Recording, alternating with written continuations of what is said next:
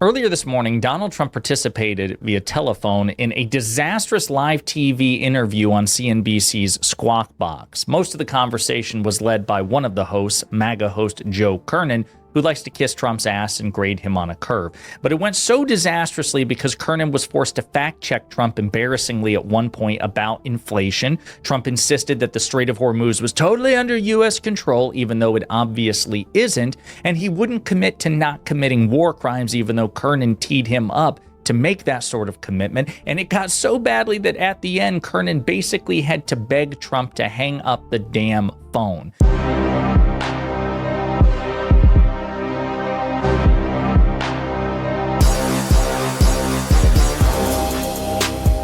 Greetings to you all. Welcome to Red Ninja Network.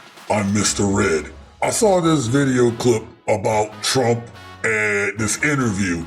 And normally I usually don't kind of do videos on this stuff, but the interview went so poorly.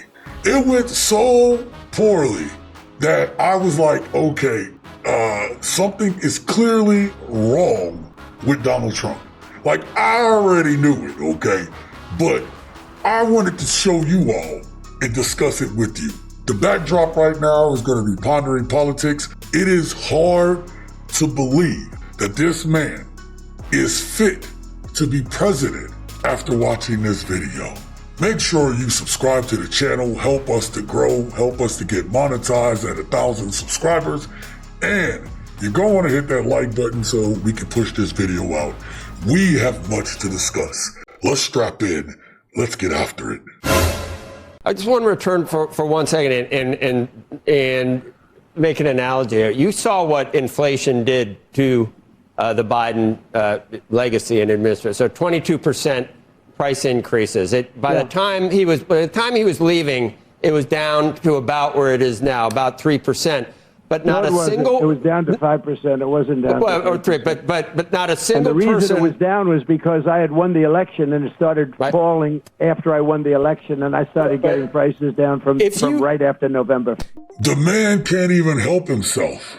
Objectively, you could see that inflation under Biden had come down from its peak, and that wasn't enough because prices were still high.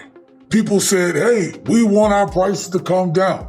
Not understanding how inflation works. Not understanding that the global supply chain had spiked inflation.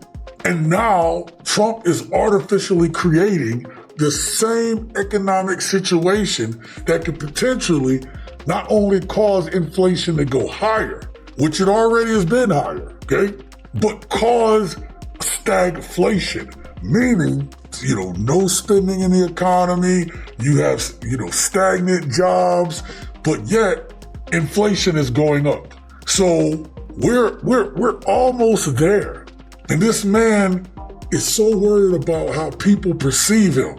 People are hurting right now. People are going through it. The economy is hurting people to the point that they're on their last leg.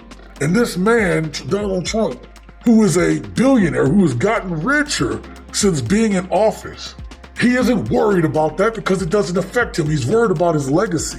If someone is so rich, they can make every man, woman, and child in America a millionaire, every man, woman, and child.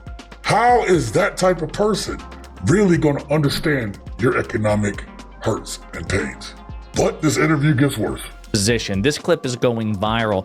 It even got community noted on social media. U.S. inflation rate was 2.7% in November, 2.9% in December, and 3% in January when Biden left office, not 5%. Rates rose slightly after November 4th, November 24th, so not fell. Donald Trump talks about Donald Trump got elected and then inflation rates rose. You think that's a coincidence? People anticipating this man getting back in the office after what happened the first time.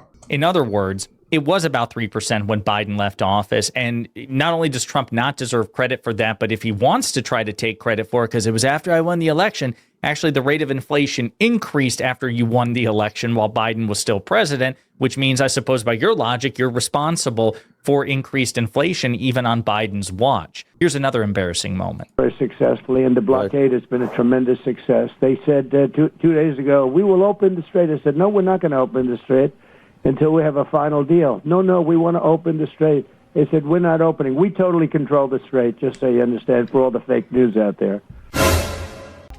Trump continues to lie over and over again. He can't help himself.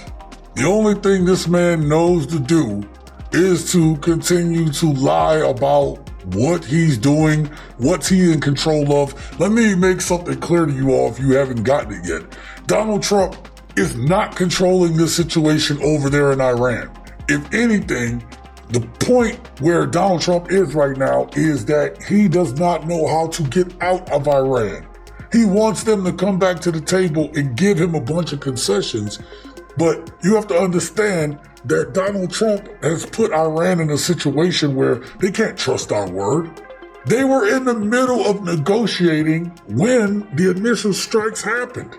Donald Trump could not control the net man over there, and it's not real. And that's how we got into this situation. So he wants to let people know that we control the straits because he's trying to control and manipulate the gas prices.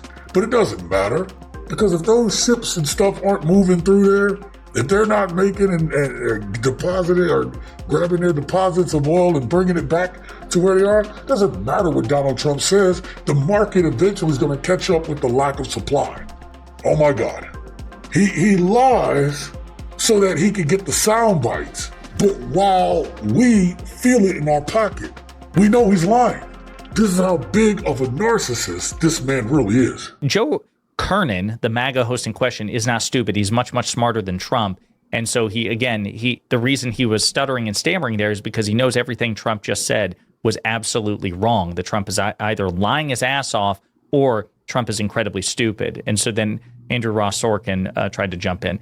And I think regimes only respond to certain things, and I understand your threats to bomb the bridges in the electric grid, but I don't think the regime cares about the people of Iran. And if you did that, I'm sure it's the last thing you'd probably want to do, but it would hurt at least some of the people that we care about and why we embarked on this in the first place. It's just so funny how he's having to do this. It's just, sir, I know the last thing you want to do is commit a bunch of war crimes against 90 million Iranian civilians. That's exactly it. They try to help out Trump so much because he's not mentally there. They throw him these softball questions. Barack wouldn't have gotten these softball questions. Kamala certainly didn't get these softball questions. Everybody graded her so hard because the questions were actually harder. With Trump, they just said, oh, he's joking. He jokes. This dude was applying for the president of the United States, and y'all give him, oh, he's just joking. This ain't no fucking joke. The fact that he's softballing this question to Donald Trump is part of the problem that we've been dealing with for the past 10 plus years. Let's see how he handles this. So that would be, I'm sure, a last resort for you. It's not my choice, but it will also hurt them. It'll hurt them militarily. They use the bridges for their weapons, for their missile movements. You know, they're trying to move the missiles because we've obliterated most of their missiles. And so he just refuses to commit to not committing war crimes. He refuses to not commit war crimes. It's again. Hold up. Not only is he refusing to say that he won't commit war crimes, I saw something recently where someone said, and again, check this out for yourself, okay? But supposedly someone, close to the insiders there said that Trump was thinking about wanting to use nukes in Iran. Now, if there's any credibility to that story whatsoever, we not only are dealing with a mustache man, we're dealing with one of the worst possible leaders to ever be alive on the face of the earth. because the damage and the fallout from using a nuke, and listen, trust me when I say that I have background to know how damaging it would be to drop that, not just to that region, but to the world in general, and to all of the countries around that area for hundreds and hundreds and hundreds of miles would be affected if Donald Trump did this. He doesn't care. This man is about to be 80 years old. This dude is trying to help Trump out, but you can't help stupid. And this is the problem with this man right now. These people around him, the people like Tucker Carlson and all these other people that carry Trump's water, is doing it for a man who is willing to commit atrocities and crimes worse than that of the mustache man. Anybody still supporting him at this point, again, it shows your ignorance, it shows your racism, it shows that you really don't care about this country. And so when we talk about real Americans and real patriots, Donald Trump is not one of them. Because I promise you, if Donald Trump takes actions like this, yeah, they may not absolutely come and get him, but I will tell you that the United States going forward is cooked. We might as well just be a third world country, because that's exactly where we'd be heading. Listen, I'm going to link this video down below. It's hard to listen to the president nowadays because this man is, again, an 80-year-old man who we know he has a level of dementia. We have seen those traits. I've reported about it here. Other people have reported about it. And this all affects us. This affects how we live, how we move, how we behave. This affects how people want to come visit us. This affects how our standing in the world is. And no matter what happens, even if this was all done today, some of the damage that is done, we will be feeling the effects of a decade plus down the line. The destruction of America's reputation throughout the world may be irreparable, because no matter who comes in, what's going to stop there from being another Trump? What's there going to stop the dark forces that are behind our politics that even allow the Trump to be about? I want to know, how do you feel about this? Because I'm going to tell you right now, the only action going forward needs to be removing this man from office. Stay vigilant, stay engaged, stay revolutionary.